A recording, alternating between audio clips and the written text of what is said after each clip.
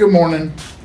Wasn't gonna film this because I'm working on a big project, which you'll probably see after this, I think.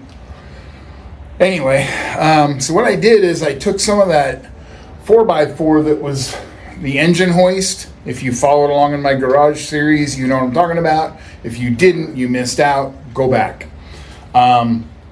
Anyway, I took a couple of chunks. I want to exercise my new bandsaw, and I cut them, and then I did a resaw and cut the backside off of. We're gonna make some boxes. So, and in this one I cut it here because it has an ugly knot, so I cut that off. Anyway, I was getting ready to change out my blade, and I was like, why aren't I sharing this? I share everything. So I took off this blade. This is my first time replacing the blade on this one. On my old saw, it didn't take very much, but I have to do all the adjustments. I was getting ready to wrap up the blade I just took off, and I thought, not everybody probably has done that. I should share. So without further ado, we'll play catch up. I'll show you this, and I'll stop, put the blade on, and we'll continue on. I've never done one of these bandsaw boxes, so who knows. All right, but I wanted to show you, when you take a blade off, they're pretty dangerous. They're just apt to poke, get tangled up and messed up. So what I do, I am sure a lot of people do, because this is the way they ship them. I put my blade down, and I put my foot over it lightly, grab it with two hands, and twist, and it just wraps your blade up nice. This is the same way they come in the packaging, so it's not like I'm reinventing the wheel, but it does make it easier to, and it's probably a little safer to store. So anyway, I'll put a little bit of a wire around that, get it out of the way, get the new blade on, and bring it back, and then we can finish the box together. Won't that be fun? Okay. So switching down to the 1/4-inch blade was a bit of a learning curve, mostly because the tensioner was still tight, so I had to give it a little, the indicator, I had to give it a little manual stimulation to get it moving, and I didn't realize that at first, so I was like, why isn't it changing? But so more user inflicted than anything, but it went all back together pretty easy, and I think it's a process that will definitely get more simplified as I go, the more I change it out. My blade drift that I talked about all saws having, I started diving in deeper and found some much wiser men than myself who corrected me. There does not need to be any blade drift in a bandsaw. And so I did brand new blade, nice and sharp. Did all my adjustments a second and a third time, made sure I knew right where everything was at. And sure enough, this has no blade drift at the moment. As the blade wears or gets pinched or otherwise distorted, and again, it's just a steel stamped blade, but that's not the saw's fault, that's the blade's fault and the person not changing it. I am so guilty of that. So anyway, we'll move on. Okay, this is more of a test to see, this is too thick for my scroll saw. So we're gonna see if we can't make the cuts, inside cuts, so no judgment. I got this also adjusted, this center adjustment in the back, that right there where my hand's flapping, to adjust your wheel. This blade has to run, all blades have to run in the middle of the tire, and this one is running right in the middle. So if it doesn't work out, it's my fault.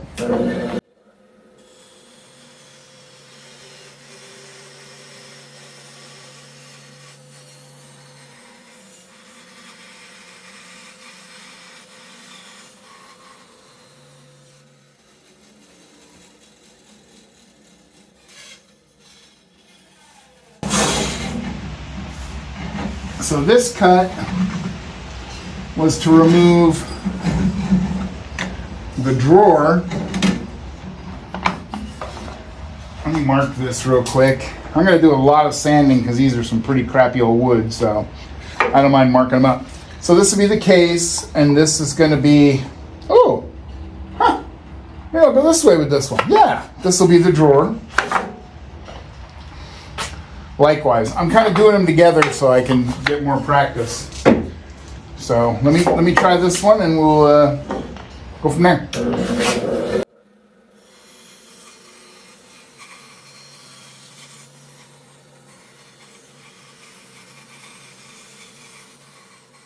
Okay, I'm going to cut the fronts off of the boxes, off of the drawer, and then I'll cut the back off, and then I'll hollow out the inside and glue it all back together, and Bob's your uncle.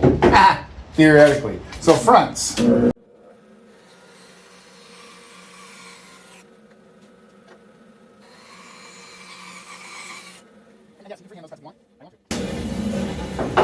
Fronts.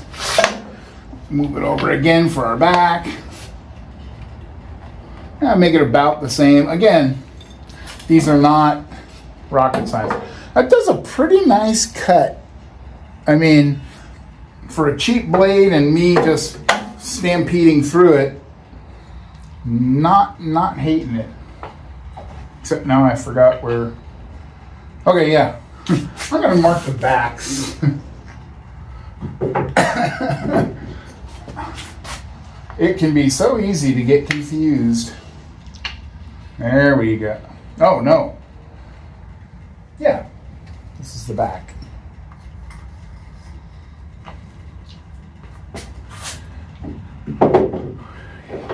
Okay. Backs.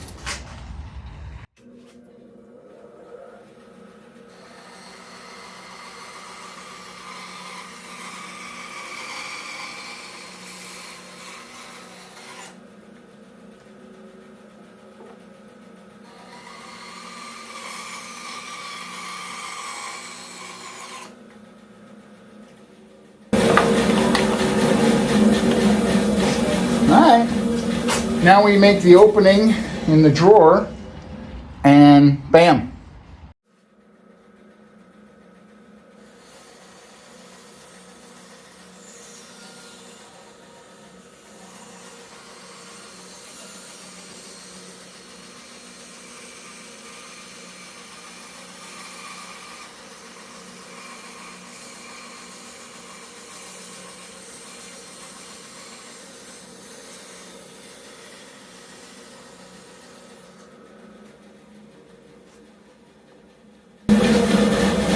Okay,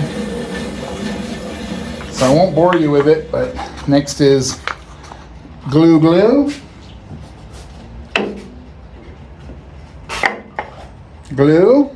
and ta-da, it's a drawer. Maybe put a knob on it, I don't know. So I'll be back.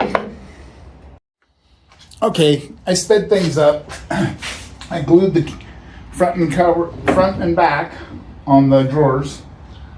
Both of them, and then the cut to get into the box right there, glued that up. Just gonna, and once these dry, I'll glue the back onto the case, and we'll be in the home stretch. But nothing to do except literally watch the glue dry, so we'll see you in a bit. Hello again, it's me. The backs are on. I'm going to admit something to you. Don't tell my wife, but I cheated. I used a couple of pin nails. I'm like, it's the back. So that way, while the glue is drying, the pin nails will hold it. And it just speeds up my process. So these are done. Lot of sanding. Again, these are 100 million year old 4x4s. Part of the reason though I justified firing up the air compressor is because, look, yuck. She's brand new. We're gonna take care of it. And to do that, we need to do that. So I'm gonna go through and clean up my saw. Especially with that kind of wood, there's a lot of pitch in it, even though it's old. It'll gum up everything, so I thought, I'm here, I'm killing time, let's get her cleaned up.